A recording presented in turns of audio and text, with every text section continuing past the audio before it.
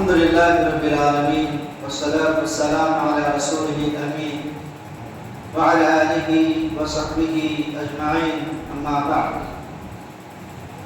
عن أبي هريرة رضي الله تعالى عنه قال قال رسول الله صلى الله عليه وسلم ادعوا الله وأنتم موقنون بالإجابة واعلموا أن الله لا يستجيب دعاء من قلب غافل لاهٍ. رواه الترمذی. حضرت ابو ہریرہ رضی اللہ تعالی عنہ راوی حدیث فرماتے ہیں کہ پیارے نبی صلی اللہ علیہ وسلم نے ارشاد فرمایا کہ لوگوں تم اللہ تبارک و تعالی سے ایسی دعا کرو کہ تمہیں اس کی قبولیت کا پورا یقین ہو.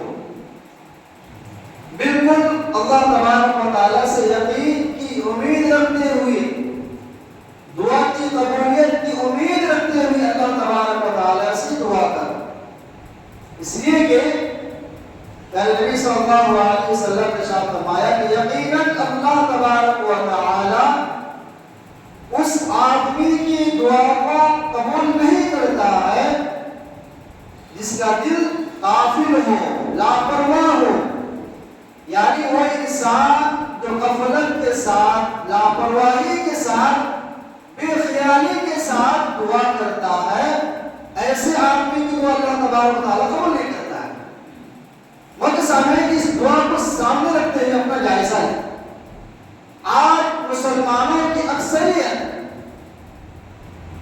جو دعا کرتی ہے اللہ تبارک و تعالیٰ سے, ہم اور آپ اکثر و بیشتر کی حالت ہے اللہ تبارک و تعالیٰ سے کیا مانگ رہے ہیں وہ خود ہم نہیں سمجھتے. اللہ تعالیٰ سے کیا مانگ رہے ہیں وہ ہم کو پتا نہیں.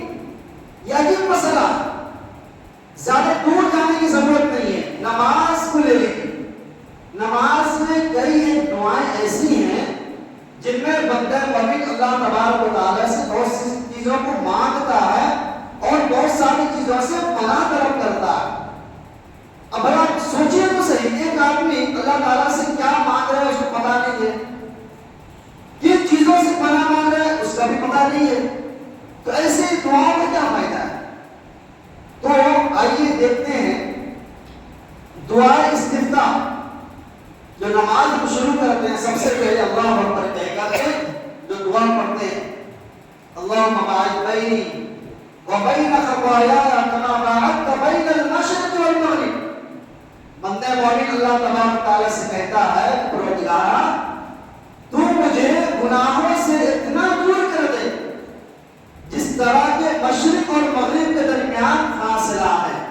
انداز لگائیں کتنی جامع دعا ہے کہ گویا بندہ مومن اللہ تبارک و تعالیٰ سے التجا کر رہا ہے کہ جس طرح مشرق اور مغرب کا ملنا یہ ناممکن ہے, پروردگارا مجھے بھی اسی طرح گناہوں سے دور کر دے.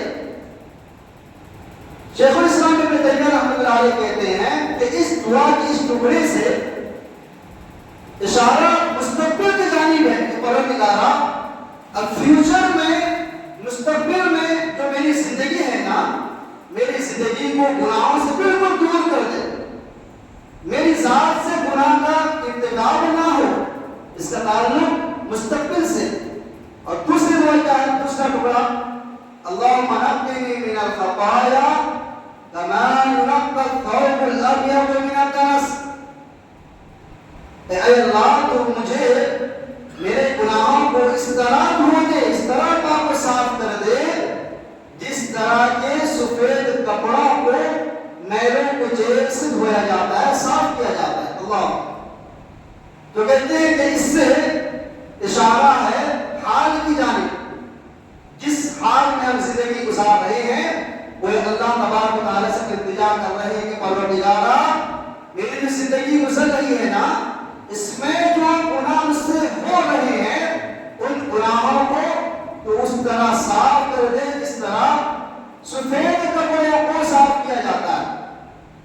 کیونکہ دل کی مثال کیسی ہے, سفید کپڑے میں مانے سفید کپڑوں کو جس طرح اچھی انداز میں دھویا جاتا ہے تو وہ اتنا ہی چمکدار ہوتا ہے, اتنا ہی چمکیلا ہوتا ہے, اس کی زینت اور بڑھ جاتی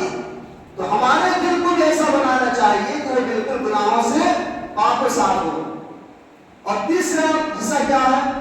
अल्लाहुम्मा अग़सिलनी मिन खतायाया बिल-माई वल-थल्ज वल-बर्द। इसमें जो है कुछ रिवायत में मुख्तलिफ अल्फाज भी हैं कि परवरदिगारा मुझे मेरे गुनाहों को इस तरह धो दे, इससे पानी से, ओले से और बर्फ से।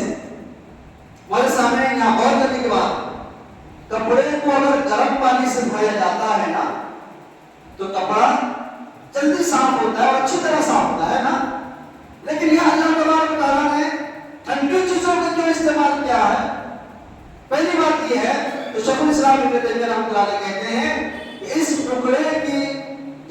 टुकड़े में बताया गया कि परवरदिगारा मेरी गुज़िश्ता ज़माने में जो गुनाह मुझसे हो गए हैं, परवरदिगारा उन गुनाहों को इस तरह धो दे, इस तरह पानी में किसी चीज को धोया जाता है तो साफ हो जाता है।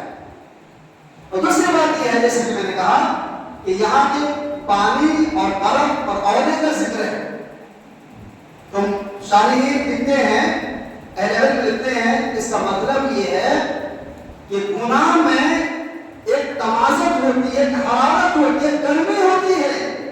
इस गर्मी को धोने के लिए, इसके तोड़ के लिए अल्लाह के नबी सल्लल्लाहु ने ठंडी चीजों का इस्तेमाल किया।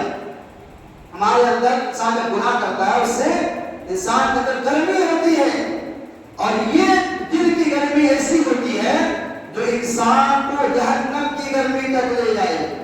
अल्लाह।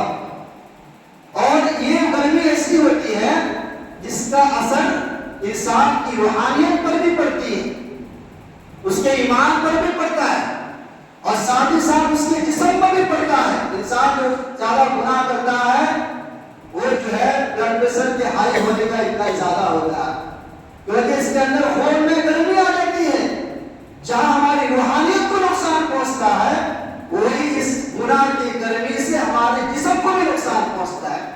इसलिए नबी अलैहिस्सलाम ने कहा कि बंदा मोमिन अल्लाह तबारक व तआला से दरख्वास्त कर रहा है कि परवरदिगारा मेरे गुनाहों को ठंडे पानी से, ओले से और बर्फ से धो दे। मेरे सामने की कितनी प्यारी दुआ है, कितनी जाने दुआ है, कितनी मानवीय दुआ है। तो जरूरत इस बात की है कि हम ऐसी दुआओं को समझते हुए तो याद करें और उसी तसव्वुर के साथ पढ़ने की कोशिश करें। अगर हम इस तरह पढ़ेंगे तो इंशाअल्लाह अज़ीज़ इसका बेहतर नतीजा हम दुनिया और आखिरत में पाएंगे। अल्लाह तबारक व तआला हम सबों को उसमें तौफीक से नवाज़े। आमीन या रब्बल आलमीन।